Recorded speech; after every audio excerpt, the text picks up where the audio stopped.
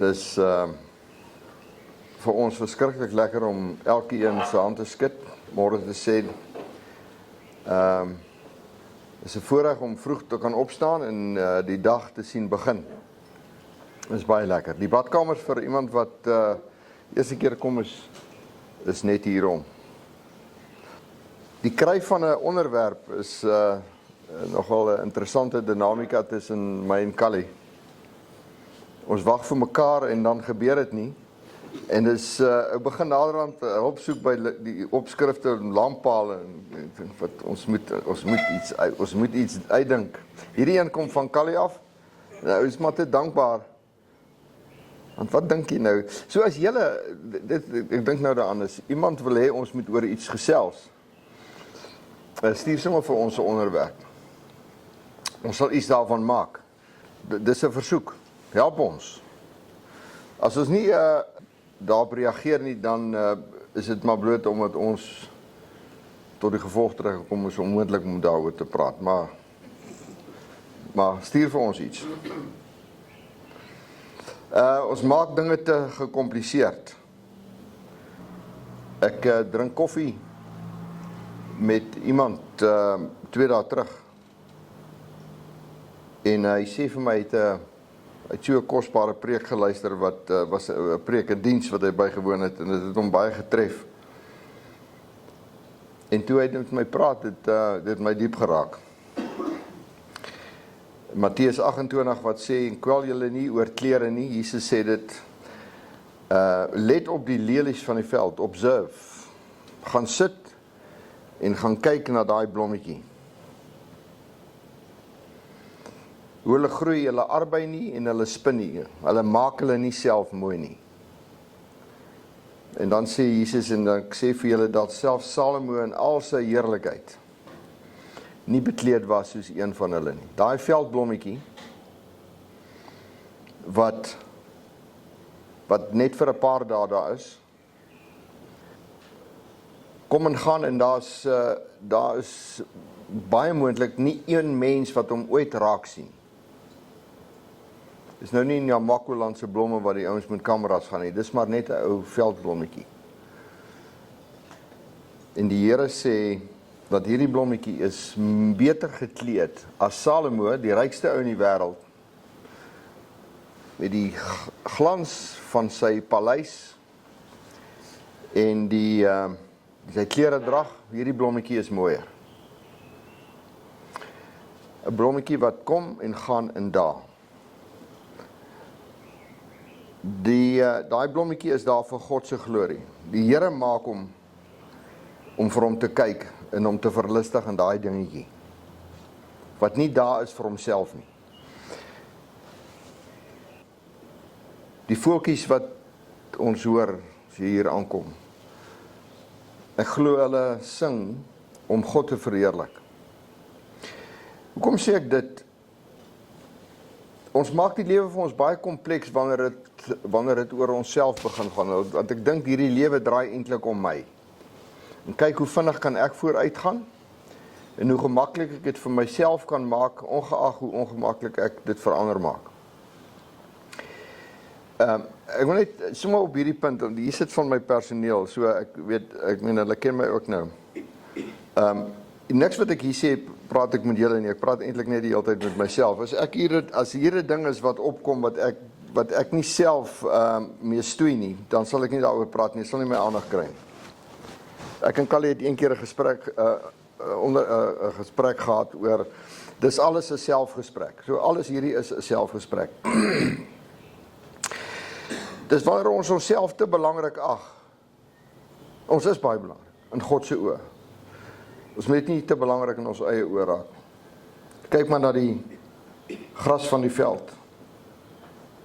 Die gras van die veld wat vandag daar is en môre in 'n oond gegooi word, as die Here hulle so beklee, hoeveel te meer vir julle.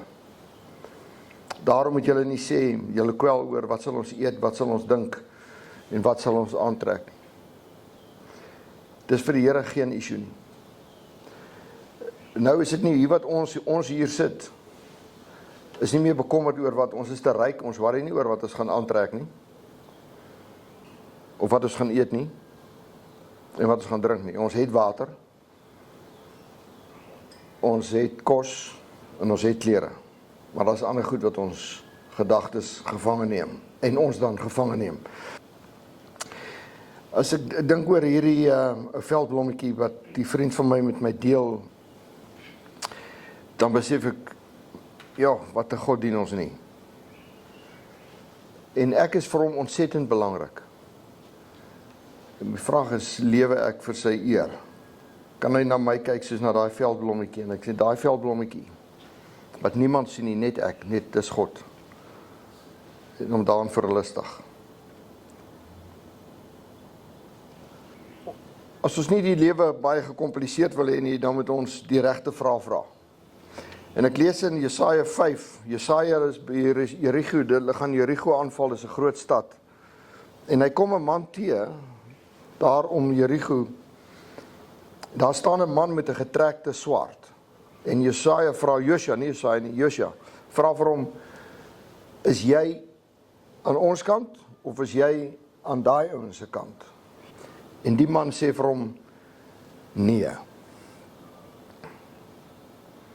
Nou, dis so goed, sê Here, speel jy die bulle, die Springbokke môre of die All Blacks? Dan sê hy, nee, dis nie 'n antwoord nie. Daai man sê vir Josua, nee, ek is die leerowerste van die Here. Wat hy eintlik vir hom sê is, Josua, jy weet nie waarvan jy praat nie. Jy is op 'n terrein wat jy jou nie moet begewe nie. So terloops, die grond waarop jy staan is heilige grond, trek uit jou voete. Trek uit jou skoene, trek die skoene van jou voete af. Ons wil die Here plaas op plekke om my te pas. Ons kan nie God plaas op plekke nie. Jy gaan hof toe en dan vra jy, Here, help my vandag om te wen. Die ander ou vra dieselfde vraag. Een boer wil stroop, hy wil nie reën hê nie. Reg aan die ander kant van die heining is 'n ander boer wat jong plantjies en saailinge in het. Hy wil reën hê. So lyk my, dis nie die vraag wat ons moet vra nie. Jy kan maak die lewe vir jou moeilik wanneer jy God onderskat. So die Here sê, ek is die Here. Jy moet mooi dink wat jy vra, want as jy verkeerd vra, gaan jy nie 'n antwoord kry. Jy gaan lank wag.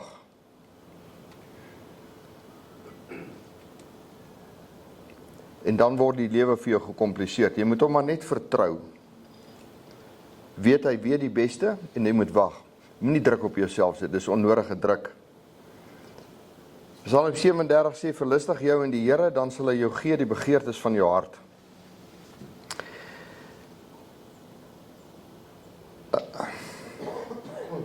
Maar as jy sou besluit dat jy jou nie in die Here wil verlustig nie, maar eerder jou eie dingetjie nastrewe, dan kan die lewe vir jou baie gekompliseerd raak. Die Here sê in Romeine 1 dat mense wat dit doen, wat God nie eer nie, wat hulle self sentraal in hierdie ding maak, en ons stoei waarskynlik almal met dit. Die gebed gaan, Here gee vir my dit, Here gee vir my dit, Here gee vir my dit, Here laat ek goed lyk. En as iemand nie laat goed lyk nie, dan sal ek myself laat goed lyk. Al doen ek dit in 'n shopping mall, maar ek iewers iets gaan ek doen om myself te laat goed lyk. Dan sê die woord van die Here dat die Here gee vir jou, hy gee oor aan die dwaasheid van jou eie oorlegginge. Jou brein word futiel. A futile mind. Dit is wat die futile in their thoughts. A zombie. Jy word 'n zombie. Incapable of producing any useful result. Nou, ons meet soms in hierdie goed aan die karre in die huise wat die ouens het om te sê, maar hierdie ou kan nie te stupid wees nie, want kyk hoe oulik, hierdie ou het daar in sy garage 'n McLaren en 'n Ferrari en 'n Lamborghini en ek meen hy kan nie te stupid wees nie. Wel, die feit dat die goed daar staan, dit wys hoe stupid hy is. Dit is die gevolg van die feit dat hy probeer sy vervulling in daai ding vind. Jou onverstandige hart word verduister. Jy gee voor dat jy wys is, maar eintlik is jy dwaas. So hier is die keuses. Die een is, verlustig jou in die Here, of volg jou eie roete. En dan word die lewe geweldig kompleks. Leeg. En leegheid is baie kompleks. Ek kyk nou die dag na 'n verhoor in die Senaat in die VSA, en dit gaan oor abortus, en daar's 'n professor wat getuig dat en sy sê dat abortus is baie belangrik. Dit is 'n ekonomiese besluit wat jy neem. As jy nie 'n kind kan bekostig nie, dan aborteer jy die baba. En die senator vra vir haar so dis oké, dis moord. Sy sê nee, sy dink nie in daai terme nie, sy is 'n ekonoom. Nou sy het mooi haartjies en sy het mooi klere ook aan en sy's 'n prof. Maar sy is ooglopend dwaas. Sy maak 'n besluit, dis haar advies, en dit is wat gebeur nie net in die VSA nie, selfs hier, dis 'n ekonomiese besluit, hierdie kind kan ek nie bekostig nie, so ek vermoor hom.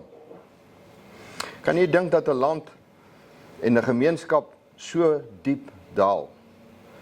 Maar hier sit 'n prof wat sê, dit is 'n ekonomiese besluit, ek kan hierdie kind nie bekostig nie, so ek maak hom dood, pleeg moord.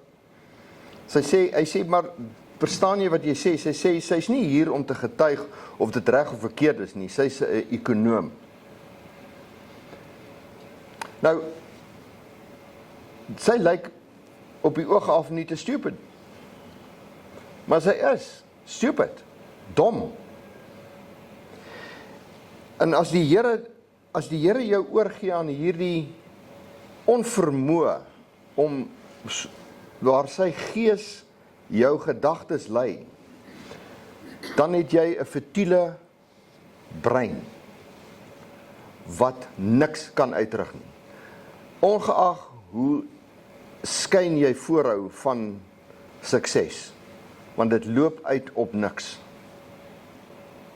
Jy moet verstaan, as jy alles kry wat jy graag wil hê, dan sal dit jou vernietig.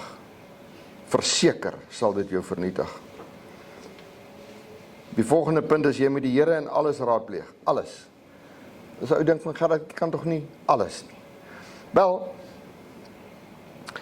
die Bybel sê, jy moet hom in al jou weë ken. My dogter het al by haar huis 3 hoendertjies aangekoop op stadium 3. Nou, dis nou nie die typiese besluit wat jou noodwendig die Here raadpleeg nie. Jy weet, jy loop by 'n pet shop en jy koop 3 hoenders vir die kinders.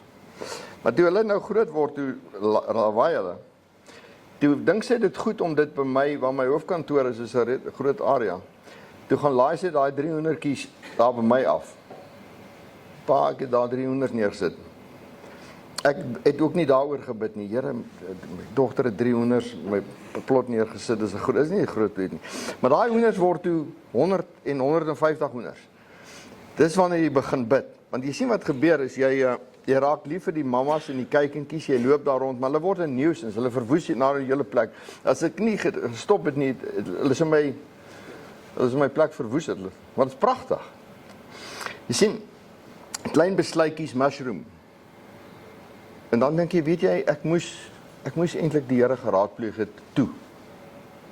En so trek mense ons in goeters in. Gerard sê jy dit doen, Gerard sal jy hierby betrokke wees. Alles goeie goed. Maar al hierdie goed moet ons later gaan neersit en sê, nee, ek wil dit nie meer doen nie. Wel, as jy dit nie meer moet doen nie, moes jy dit nooit gedoen het nie. Ek dink as die Bybel praat van Henog wat met God gewandel het, lê miskien op daai area waar hy elke ding bietjie oorgedink het. En gedink het is hierdie dag. So my dogter maak haar probleem van 3 hoenders my probleem. Toe word dit 'n massive probleem. Nou ek kan jou die storie vertel van wat alles toe moet gebeur, want kyk, jy kan nie daai hoenders net laat vang nie, want ek het half respek vir hulle, want die mamas en die kyk, en so jy moet 'n massiewe infrastruktuur bou om hierdie ding nou te akkommodeer. In plaas daarvan het ek vir haar gesê, Sissie, kom haal hy 3 hoenders, vang hulle self, of ek reël iemand wat hulle vang as jy nie vinnig genoeg is nie, en dan vat julle af, van my perseel af. Moenie my jou probleem, nou dit klink baie, moenie jou probleem my probleem maak, dit klink baie ongenaakbaar.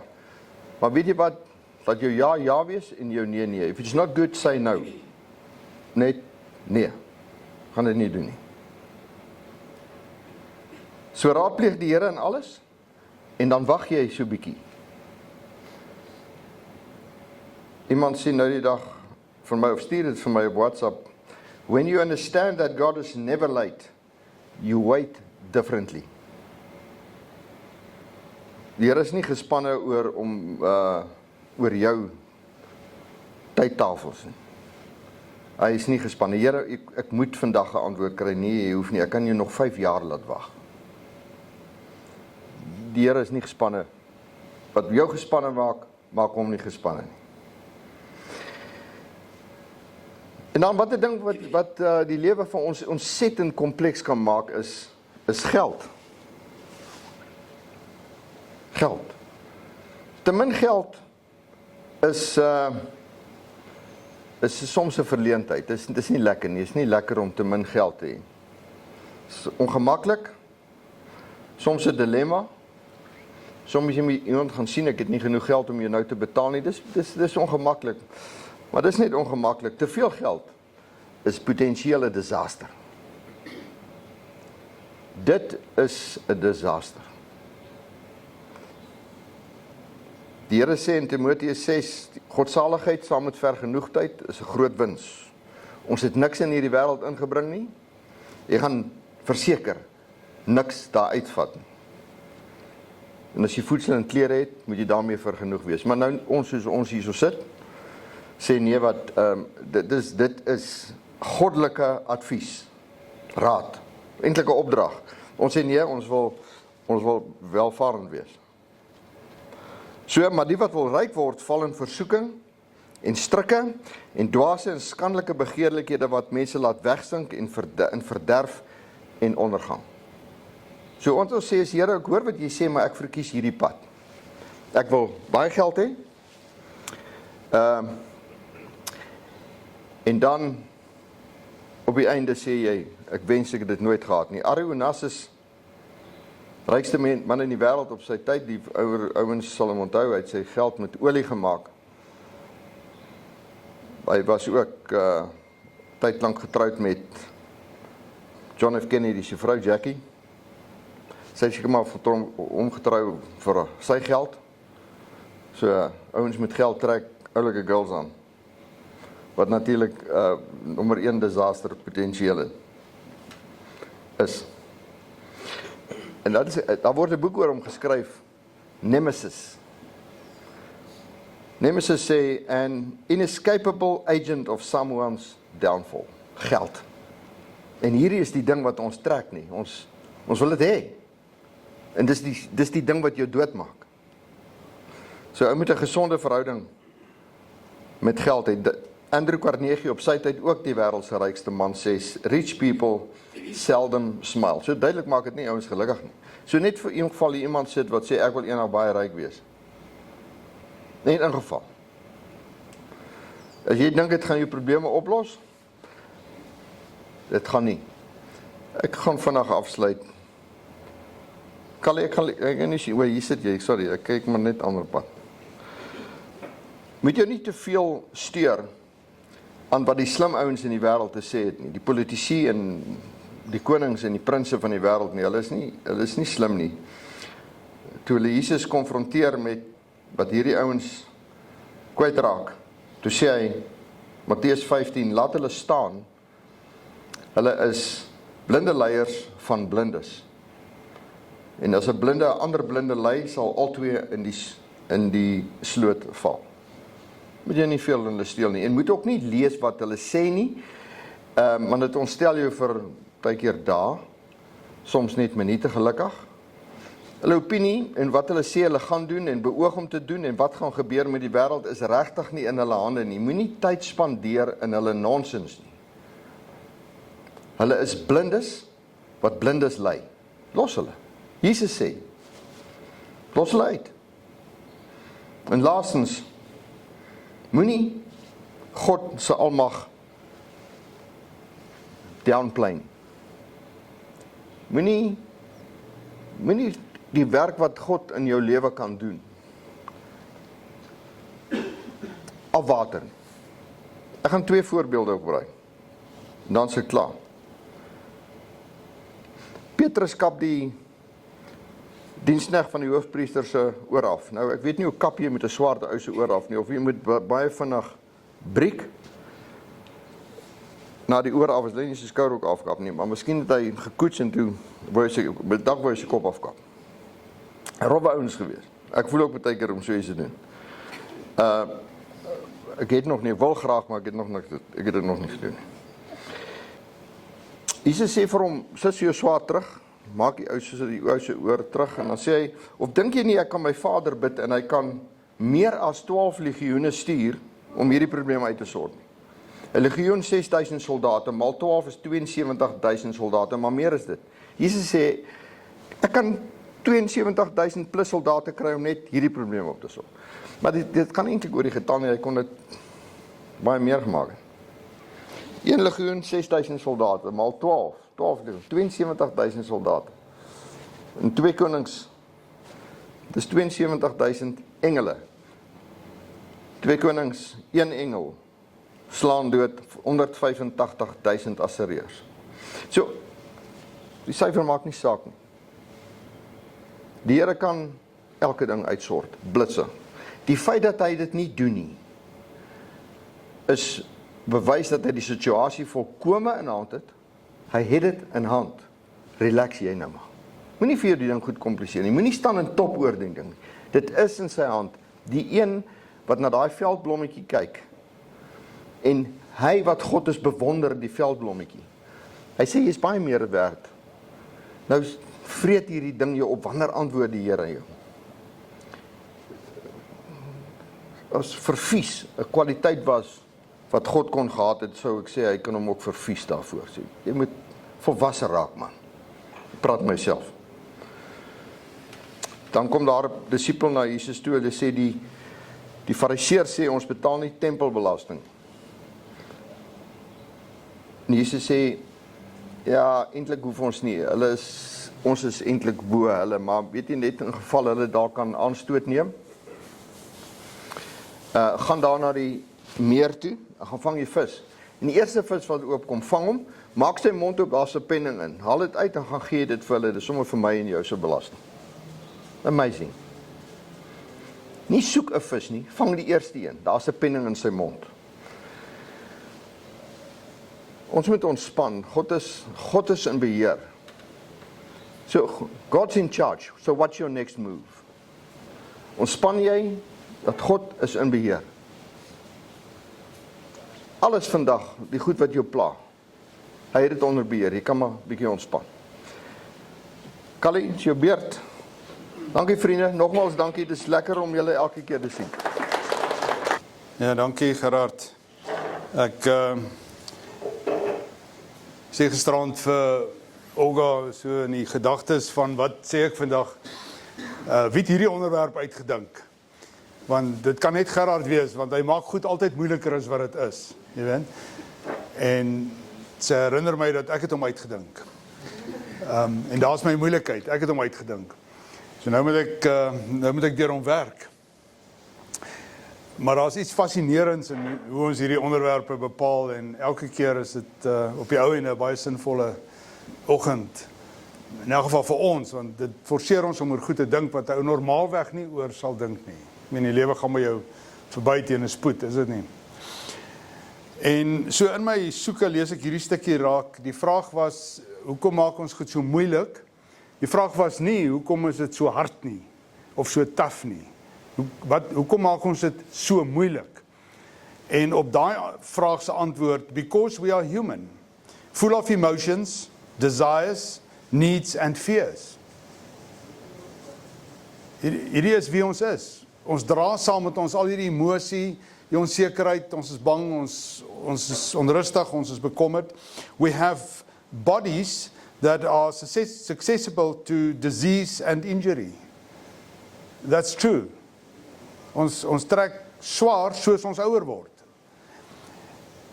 We need food, we need shelter, and human connection to thrive. Heeltyd besig om te oorleef in 'n sekere sin. We spend our lives filling these needs. Was my interessant toe ek dit so lees uit hierdie persoon se perspektief uit van hoekom is dit so moeilik? Hoekom maak ons dit so moeilik? Dis een perspektief. Vir my is dit gewoon net die dekor. Dis soos 'n verhoogstuk en jy sit die meublement op die verhoog neer waar die drama homself gaan uitspeel van lewe en hierdie goed staan op die verhoog. Hierdie is die goed wat rondom ons is. En almal van ons probeer sin maak van dit op een of ander manier. Die vraag is, wat is dit wat maak dat ons dit moeiliker maak as wat nodig is? Wat maak dit te moeilik? En partykeer is dit vir my die waarskynlike goed, dis obvious goed. Dis voor die hand liggende goed. Behalwe ons sien dit nie. Met ander woorde, ons het 'n blindheid, 'n skotoma, jy het net 'n blindheid vir die obvious goed wat gedoen moet word, of wat jy sou kon doen, om jou hele ervaring anders te maak, om jou belewenis van goed anders te maak, en om makliker deur hierdie reis te gaan. En dit kom soms in eenvoud, is dit nie? Toe ek nou laasweek deur die grens kom by Komatipoort, en ek sien aan die Mosambiekse kant, as jy terugkom Suid-Afrika toe, deur hierdie grense, dan is dit maklik, want dit is paspoort eintlik. As jy ingaan, is daar 'n klomp ander vorms, right? So daar's redes hoekom jy langer vat aan die een kant, as miskien aan die ander kant, want daar's 'n klomp administratiewe prosesse, en daar's geld wat vloei, en 1000 ander goed. Aan die Mosambiek kant is dit vinnig, paspoortstempel en 'n foto neem. Aan die Suid-Afrikaanse kant is dit min of meer 6 keer langer, tydgewys. En dis net paspoort. En aan die Suid-Afrikaanse kant staan ons lang toue. Aan die Suid-Afrikaanse kant is ons in 2 gesplit, omdat daar so baie mense is. Maar dis dieselfde mense, daar's nie ander mense wat bykom nie. Daar's nie iemand anders wat van die kant af inglip nie. So aan die Mosambiekse kant X, aan die Suid-Afrikaanse kant X maal 6. En dan is die vraag, wat is so obvious, dat dit soveel langer vat? En dat die stelsel aan die Suid-Afrikaanse kant oorgekompliseerd is nou, want nou word jy gesplit na 2 lokale toe, net omdat daar te veel mense is, en by een lokale is daar 3 amptenare, 2 op selfone en 1 op 'n halwe selfoon, wat jou reguleer, sodat dan net 3 op 'n slag by die kantoor kan ingaan. Wat maak dit so? En al wat dit is 'n blindheid, is 'n funksionele blindheid, van 'n mens of mense wat nie sien nie. En die ontsluiting lê na alle waarskynlikheid in die interafhanklikheid tussen die 2 grensposte. So die vraag sou wees, van buite af gesien, hoe gereeld sit hulle om een tafel en praat oor die proses aan die een kant en dan die proses aan die ander kant en maak dit een? Want die oplossing is eintlik baie eenvoudig, is dit nie? As jy 2 of 3 amptenare bysit aan die Suid-Afrikaanse kant wat die paspoort stempel, behoort jy mos nou dieselfde tempo te hê as in die Mosambiekse kant, waar daar toevallig 4 operateurs is, en aan die Suid-Afrikaanse kant 1 by elke stasie, 1 aan die een kant, 1 aan die ander kant, en dan moet jy nog 'n routemars doen om by die stasie uit te kom, want jy weet eintlik nie waarheen om te gaan nie. Oorgekompliseerd, verskriklik ingewikkeld, maar die ontsluiting lê in iets baie eenvoudigs. Hoor julle wat ek op afstuur? Wat maak dit so ingewikkeld? As ek hier opreis sê nou maar Pietersburg toe, Polokwane toe, en ek moet by 'n stasie stilhou vir brandstof, dan hou ek van Sasol, want ek kan daai 10 ding ingooi in die dieselkar. Maar ek hou by die ranch stil, hoekom? Want die atmosfeer, die vibrasie, en die amper se stilte, die kalmte, is vir my net beter. En raai wat, ek dink by al 2 is daar Seattle, wat vir jou goeie koffie gee. So dis toe nie die koffie wat die verskil maak nie. Maar ek kan vir jou kategories sê, dat my ervaring van die badkamer by The Range is beter as die een by Sasol. Dis die badkamer wat maak dat ek by jou brandstof ingooi. Wanneer sal jy dit vang? Wanneer sal jy vang dat daar 'n klomp goed is wat interafhanklik is? En dis die interafhanklikhede wat jy bestuur. En as jy dit nie sien nie, as jy 'n blindheid vir dit het, dan gaan die lewe en die geleenthede net so by jou verby. Jy's net blind vir dit. So, vir my is dit fascinerend. Ry deur Zambië laas jaar, ek weet nie of ek die storie vertel het, stop my gou iemand wat by 'n vorige geleentheid het ek die Zambië storie vertel. En ons gaan deur die grens en ons is 5 karre laas jaar en dit vat ons 5,5 uur vir die 5 karre om deur te gaan. Daar's nie baie ander mense nie, is amper net ons. 5,5 ure vir 5 karre om deur te gaan. Daar's 9 pitstops, doef, sulke cubicles. Almal geoptimiseer. Met ander woorde, die konsultante was daar. Die konsultante het al 9 stasies geoptimiseer vir efficiency, Engelse woord. Met ander woorde, die proses wat daar plaasvind, die transaksionele proses is geoptimiseer. Lekker man, lekker. Geld is betaal, geld is in die konsultante se gatsak en die regering is oënskynlik happy met wat hulle het. Dit werk gewoon nie. En al wat dit is die blindheid vir 'n model wat eerder getuig van vloei van die geheel as net die losstaande entiteite. Dit help nie aan die een kant, jy het 'n klomp boksies wat almal effektief is as jy wil op hulle eie, maar in totale isolasie van mekaar. Want by 2 van hulle is daar 'n bietjie optimisering wat moet plaasvind. Net nog 'n rekenaar en 1 body en dan by een in die middel wat genoem word Interpol, moet daar 'n operateur wees op bystand wat kaart speel terwyl die ander een werk, as jy wil, en dan instaan wanneer die ander een vir 1 uur en 'n half gaan eet op middagete, sodat jy vinnig kan deurgaan, want jy kan nie die tou spring nie. Maar as jy dit doen, dan optimiseer jy die ketting. Dit is so eenvoudig, is dit nie? En dis nie dat die stasies nie oor toesig gehou word nie. Dis nie dat daar nie goeie administratiewe prosesse is nie. My ervaring was, dit wat in die cubicles gebeur is perfek. Wat nie gebeur nie, 3 betaalpunte, is dat dit geoptimiseer word vir vloei. Hoekom gebeur dit? Want ons is blind. Ons sien nie hierdie goed nie. En ons sien nie hoe eenvoudig die oplossing is nie.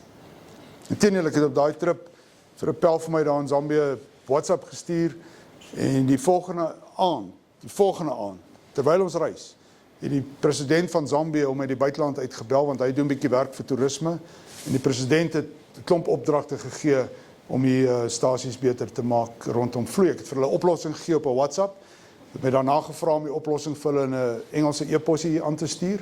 Hulle het daar in die sisteme ingevoer.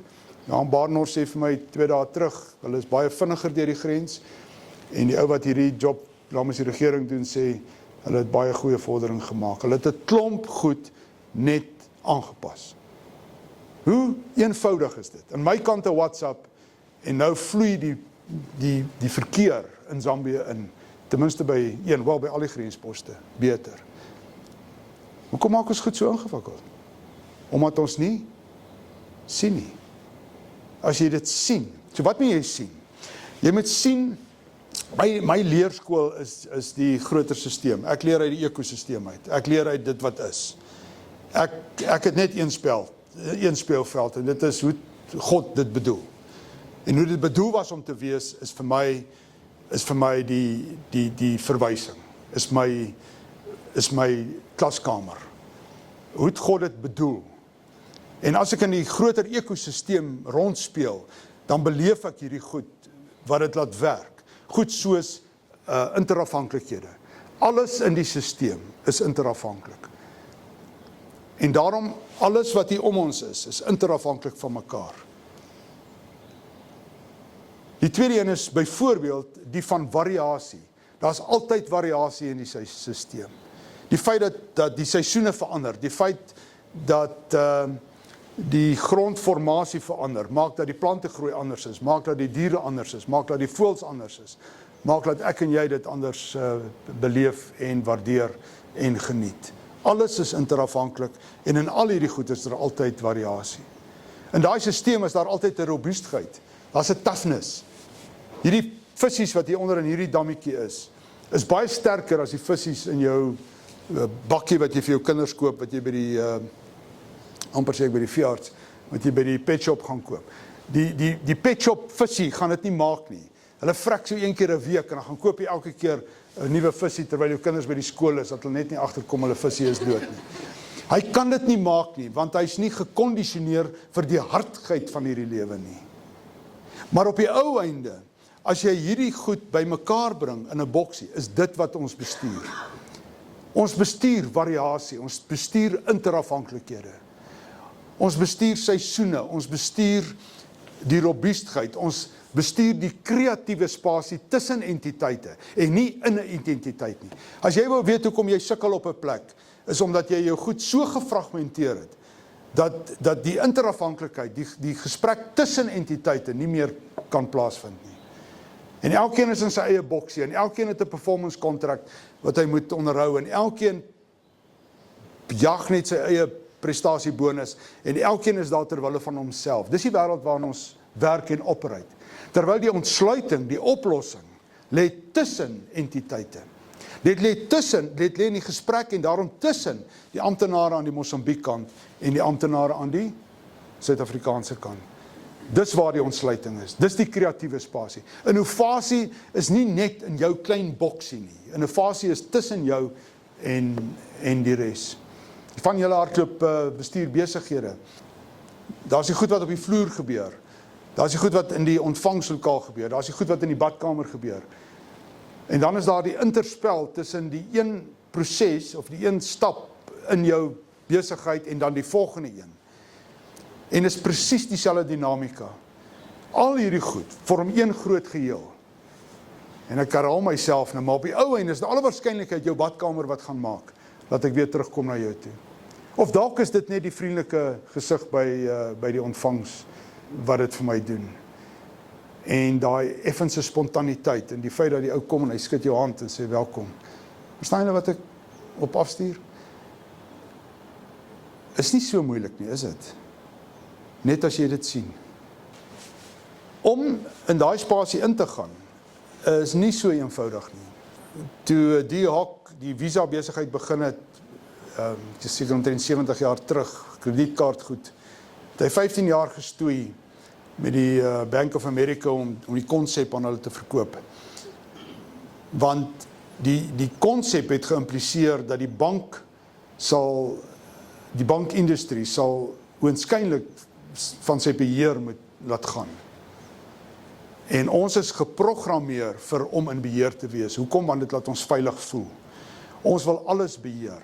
Ons wil goed oorbeheer. En die ander kant van daai munt is, jy moet leer en jouself oefen, jou brein oefen, om nie alles te wil beheer nie, maar om sekere goed te laat gaan, en eintlik toe te laat vir elemente van chaos, of potentiële chaos. En jy sal dit net reg kry, as jy verstaan wat hy daai tyd later beskryf het as 'n cohortic organisation, en ander woorde cohorties. Dis die interspel tussen orde en chaos. Dis jou speelveld. Dis wat jou mens maak. Ons is control freaks, almal van ons, meeste van ons. Omdat ons bang is, omdat ons onseker is, omdat ons nie wil laat gaan nie, omdat ons dink as ons, jy weet, nie beheer het oor alles nie, 24/7, dan gaan hierdie ding nie werk nie. En die interspel tussen dit en oënskynlike chaos is na alle waarskynlikheid waar die ontsluiting lê. Met ander woorde, hierdie wêreld vra vir jou om baie meer spontaan te wees, baie meer aanpasbaar, baie meer innoverend kreatief, baie meer oop vir alternatiewe. Jy moet kan speel met moontlikhede. Dis die mees fenominale intelligensie wat ons het, is die een van moontlikheid, ook beskryf as geestelike intelligensie. Daai moet jou speelveld word binne die konteks van die orde wat jy skep. Natuurlik het ons goeie administratiewe prosesse nodig. Natuurlik moet elke paspoort gestempel word. Jy kan nie daardeur gaan sonder die stempel nie. Ek verstaan daai goed. Maar daar's 'n ander kant van daai besigheid wat vra vir 'n baie meer spontane en natuurlike interaktiewe ontsluiting. En dit moet jou speelveld word. Dit moet jou kos word. Jy moet net jou oë oopmaak vir dit. Wat dit verskriklik moeilik maak is, as ons maar net kon teruggaan na die begin toe en alles oordoen, sal dit baie makliker wees, of nie. En ek weet, is dalk baie filosofies wat ek nou sê, en dit is seker maar hoe my brein werk, maar in die, wat sal 'n voorbeeld wees? As ek die skoolproses, die 12 jaar, as 'n voorbeeld kan vat.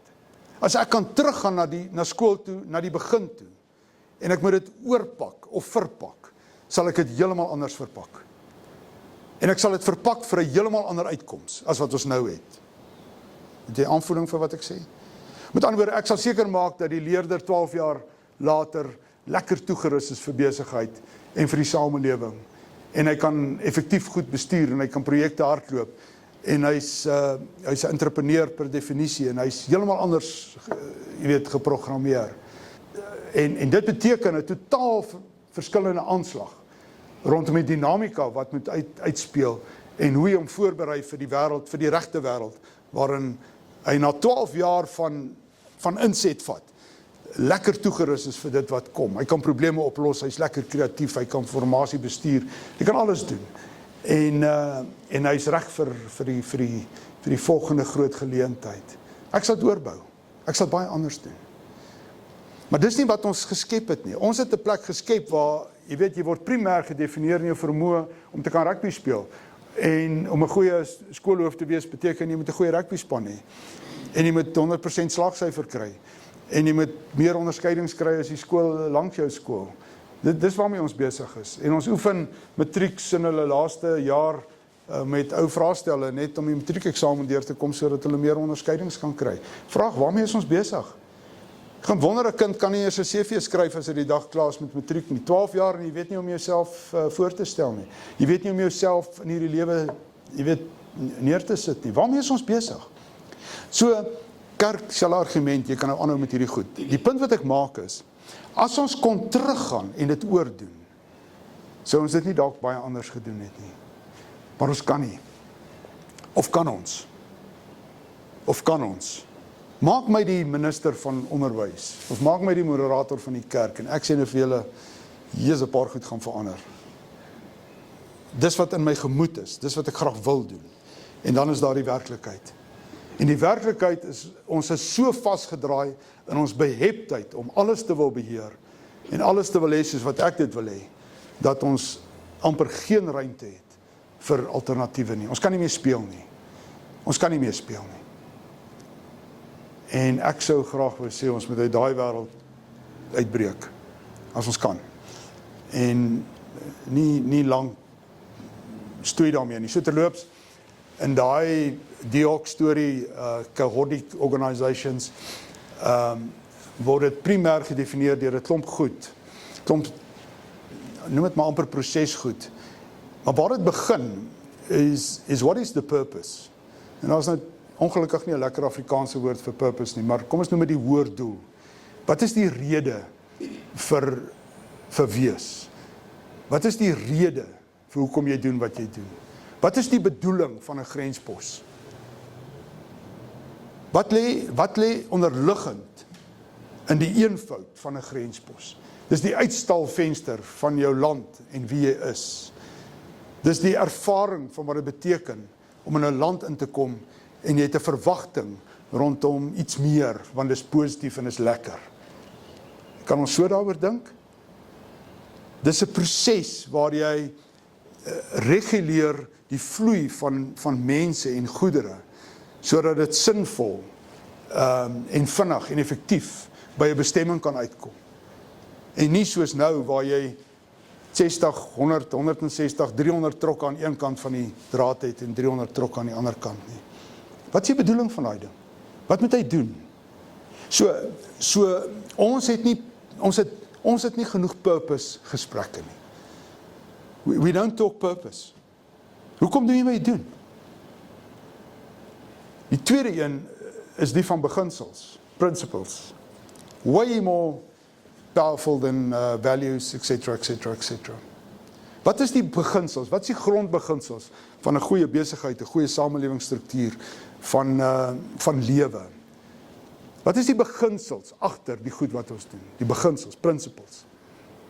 En principles raak altyd aan jou waardesisteem. Met ander woorde, aan etiek en aan moraliteit. Daar's altyd 'n verbintenis daar. Wat is reg? Wat is beter? En dan gaan die proses nou aan en aan en aan. Maar wat ek vir julle wil sê is, wat ek mis, en ek dink wat dit soms vir ons so moeilik maak, is ons kom nie by die fundamentele gesprek uit. Van hoekom is ons hier? Hoekom doen ons nog wat ons doen? En wat is die beginsels van vloei, wat jou sal help om vinniger en meer effektief vorentoe te gaan? So in afsluiting, as ek na hierdie plek kyk hier rondom ons, wat laat dit werk? Hierdie plek waarvan jy deel is, en jy is in die bopunt van die voedselketting, met 'n baie spesifieke opdrag om oor dit te heers. Jy bestuur hierdie goed, elke dag van jou lewe, en jy leef vanuit dit. Jy het nie 'n MBA nodig nie. Jy gaan doen dit as jy wil, maar jy het nie 'n MBA nodig nie. Jy moet net jou oë oopmaak.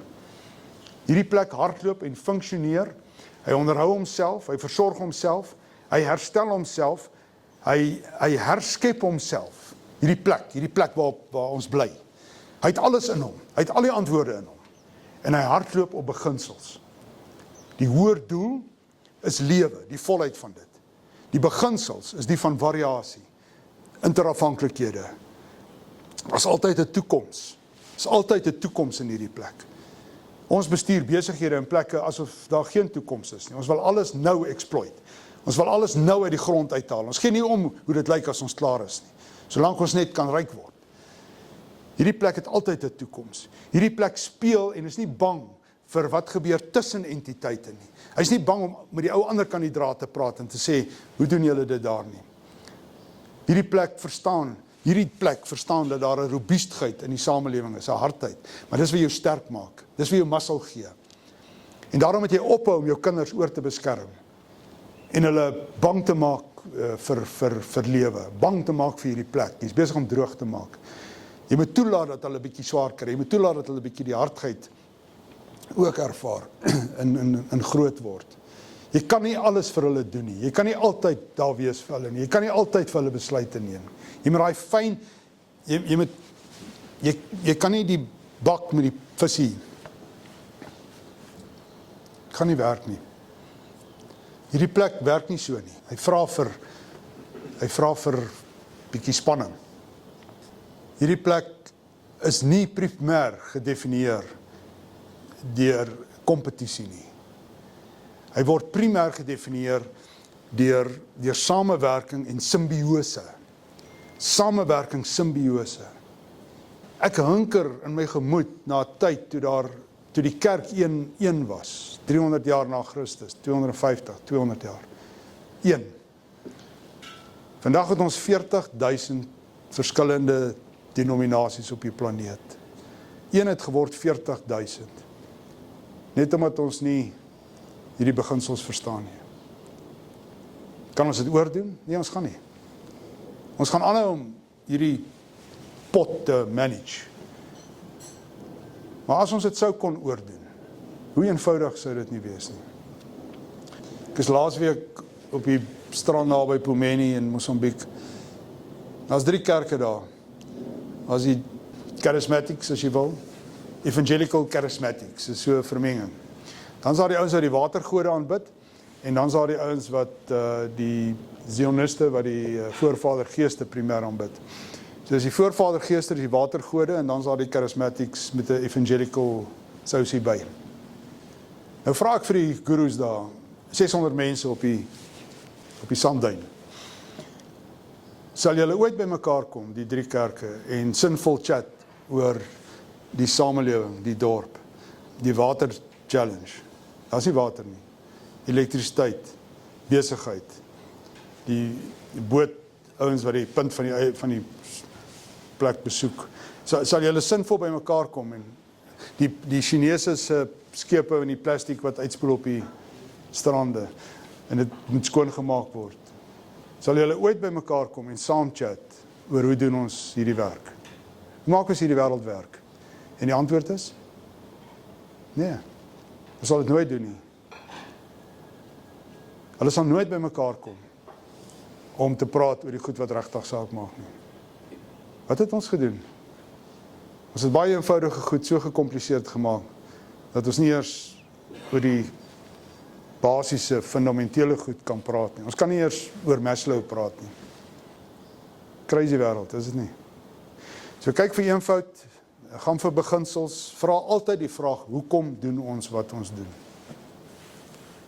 Wat is die doel van 'n badkamer by 'n vulstasie? En hoe moet hy lyk?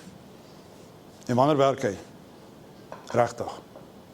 En wanneer sal 'n kliënt terugkom en by jou brandstof ingooi, net om jou badkamer skoon is? Daar is die vraag. En wanneer sal hy weer Mosambiek toe gaan, omdat dit maklik is om jou paspoort te laat stempel? Maar dis nie goed weer op die ou ene irriteer en dat voel maar hierdie wêreld is net te moeilik. Moenie kompleksiteit beklei nie. Die plek is ontwerp vir kompleksiteit. Kompleksiteit is jou vriend. I love it. What you must fight is the complicatedness in it. Moenie kompleksiteit beklei nie. Hoor my vandag. Beklei die gekompliseerdheid. Dis wat ek en jy bo op dit neersit of binne dit neersit. Daar is ons gemors. Julle moet die ontbyt geniet, dit word reeds bedien. Baie dankie vir julle hier wees. So julle kan maar daai advertensietjie die wêreld instuur en stuur vir ons temas, ons gee nie om nie. Moet dit net nie te moeilik maak nie. Alright, lekker eet.